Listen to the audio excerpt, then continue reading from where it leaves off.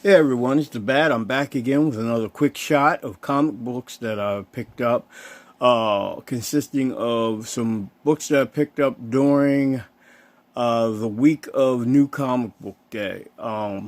First few books that I'm going to show were $2 pickups. And let's get to it. Spider-Girl issue number 1. Picked this one up. That's Anya. I liked her in her original costume. I didn't even know this was her. She changed so much in the comic books that to me she kind of lost her identity. I think she really looked better with the Dora Explorer type of look. This just made her look more like another generic Spider clone to me, and some things are okay, but I think this kind of hurt her in the long run as a character. Like I said, she just looks like any other Spider Woman. She's now lost in the mix, whereas before she had an individuality to her that kind of made her stand apart.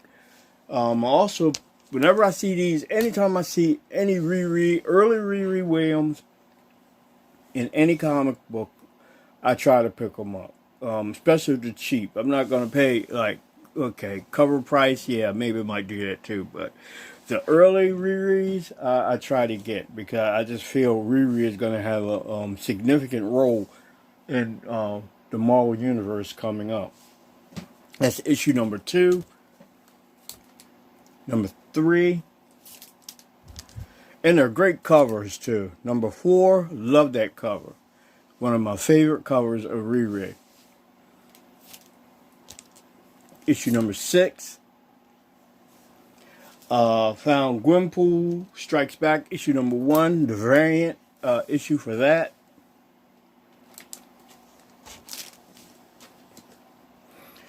Marvel's variant issue.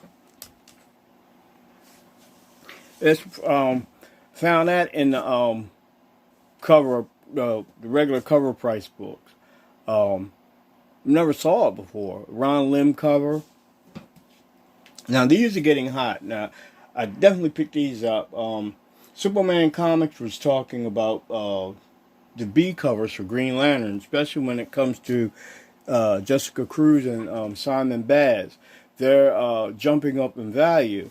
But I've always stated, if you round when I did my first set of videos before the copper thing came into effect, I was a early cover B fanatic, and I still am dealing with cover Bs.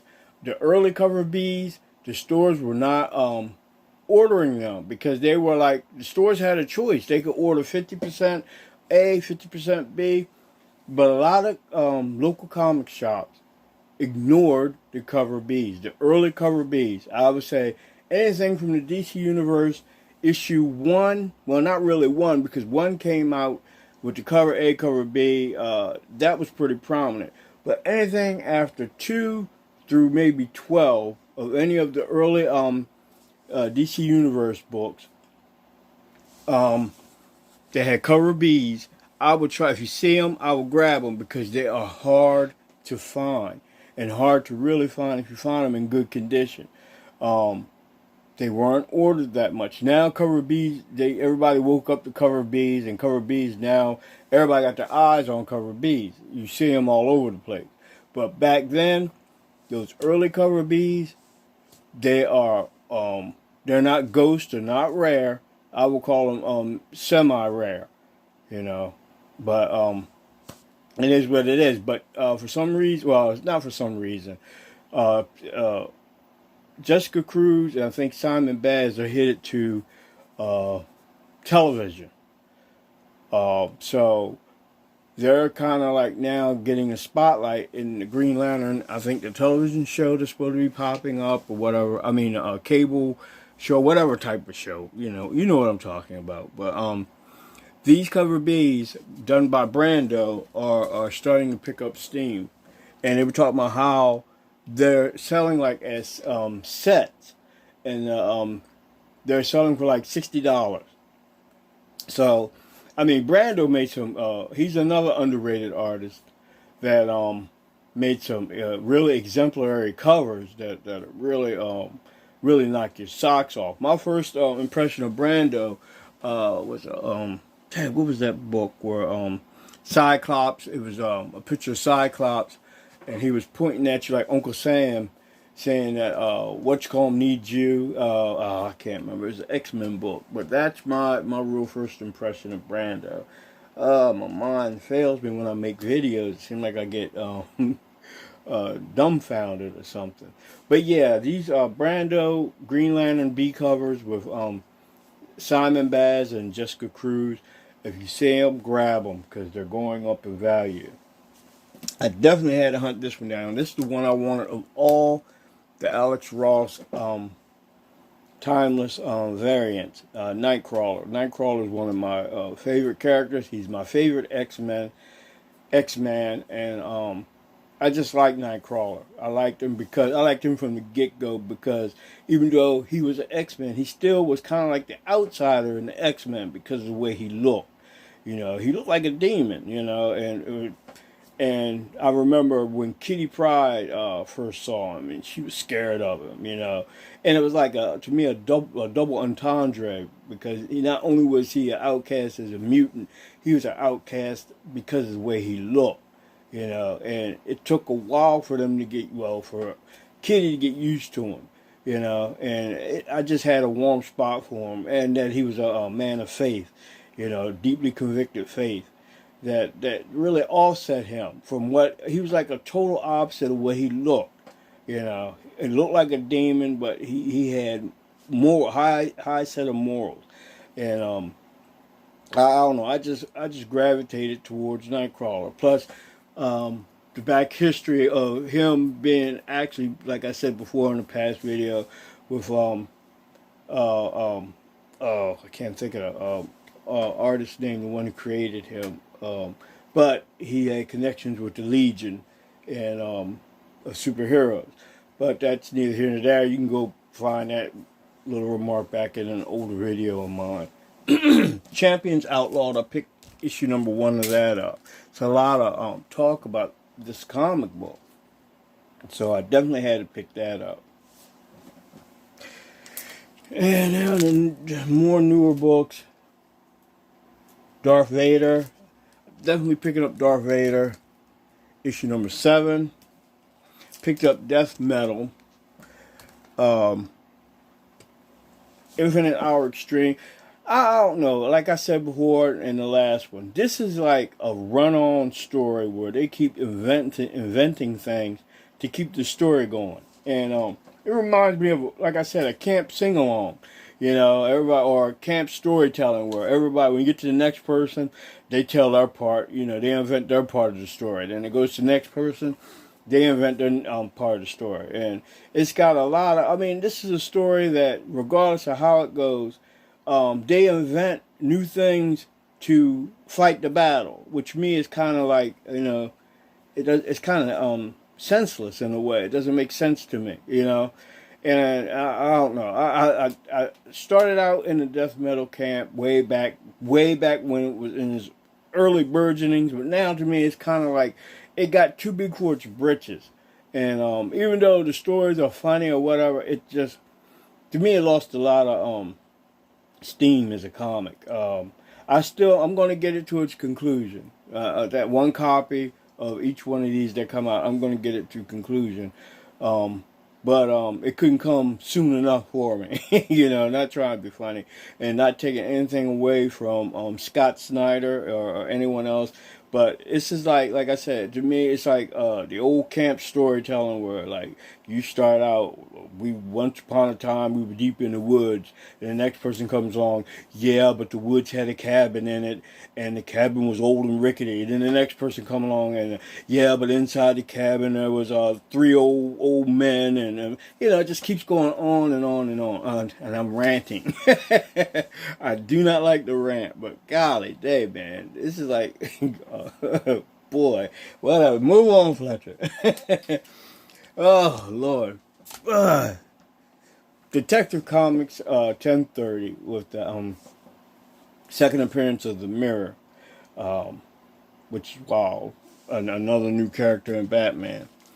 Went back, definitely had to pick up Dr. Aphra, issue number 1. This is the second volume of Dr. Aphra, and she's starting to gain a little popularity. And she could pop up anywhere, truthfully, because as an evil archaeologist or whatever she is, she's kind of like outside the norm. So they're talking that she may make an appearance here or there or somewhere, but we'll have to wait and see. Marvel Action Chillers. I didn't see the 1 in 10, but I definitely want to pick this up for these are kind of like the oddball books. These books made for kids. And like I said, I like to grab certain ones of them, because they're not printed as much. And that's it. They're just not printed as much. And that 1 in 10, definitely, you got to really hunt it down day one to try to find it. Or go online and get it. But you're going to pay when you go online. But that 1 in 10 variant is going for a little bit of money. I definitely picked up Punchline, issue number 1. Pretty good story, too, for Punchline. She's more grounded than what people thought, and she's not really a Harley replacement. She's got her own vibe to her, and it seems like she's going to be around for the long haul. This, I couldn't believe came out. Now it completes my Rags. Rags is done. Issue number 7 finally came out. Strange Academy, I've been buying all the variants for it. Issue number 5. I got a feeling that this book is destined for television or whatever. And movies, if movies ever come back again, but it's something, it's like to me a no-brainer, regardless. $4, I waste that during lunch, so what the heck, I get it. Stillwater, the second printing, I picked that up because I like the color scheme of the cover. It's the same exact cover as issue number 1, except it has a gray cover instead of a red cover. Definitely picked up another one of these. I love this B cover for Batman Adventures Continue issue number 6. Reminiscent of the cartoon. Carl Andrews cover, actually. Frank Cho, Punchline issue number 1 cover B, reminiscent of his Harley Quinn. Cover B covers. Middleton cover for Wonder Woman, and like I said, Middleton in the class by himself. I love Middleton. Middleton is he's hard to define. He's hard to define. He takes chances, and that's what I like. He comes out with something new, and sometimes you can't tell it's a Middleton cover because he does it in a different art style, and for that, man, I champion him for that. He's willing to take risks, and 99.9% of the time, it's a hit. Here's some more Strange Academy variants. The Arthur Adams, the remote learning variant,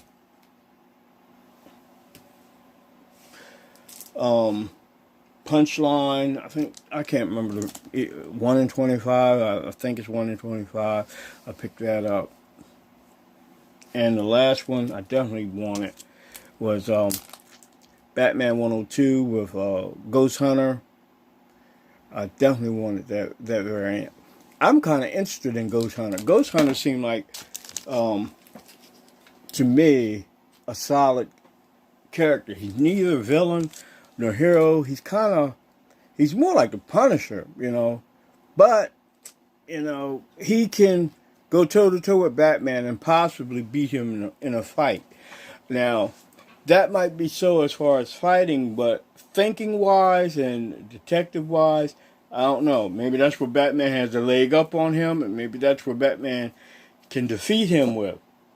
But as far as his athletic ability, I think he edges Batman out. So the jury is still in effect on his character as far as what his place is going to be in the DC universe. I like his costume. It's a little overworked, but I mean, it works. It really works. So um, that's it. That's all I have for right now for my quick shot of what I picked up this week in new books. I think I'm going to do an encore series video. I'm just trying to decide where I'm going to go, what older books I'm going to go through to pull out. So until then, y'all guys be well, stay healthy. You know, this COVID is no joke. I got news this week. One of my friends, he passed away from it, and you know, I'm still kind of dealing with that. You know, because this individual, this friend, you know, he wasn't. See, I have debilitating circumstances that if I get COVID, possibility is high that I won't survive. But he was physically fit. He was, I don't know. He was athletic. It just really hit hard, you know. It just hit hard, and it still got me messed up. And I'm just saying, y'all guys, take it seriously. This COVID is no joke. There's no easy answer for this. Just be careful. Best you can do, like I said, protect yourself. Keep your distance. Wash your hands. You know, wear your mask, man. I mean, wear your mask when you go out. You may not believe in it, but I mean, a mask is better than nothing. You go out here butt naked, you know, and I've seen people doing it, you know, and I've seen them in stores, and you know, on the store, they tell you right on front of the store, no mask, you can't come in. But I think the people are so scared, you know, that they just don't want no waves with people, you know. And I can kind of understand it, man, because people are really in high gear now. Any little thing sets people off. And I even have to check myself, because when I'm driving and like somebody passes me or too close or whatever, I find my temperature rising. And I immediately check myself like, man, what is wrong with you? It's just, is it the sign of the times, or are we really regressing to some type of people that I don't know how to classify, you know? But I don't know. Neither here nor there. So y'all guys be well. You guys take care. I mean, really take care. Be cautious. This COVID is no joke. And on that note, y'all guys, I'll see you on the next video. Goodbye.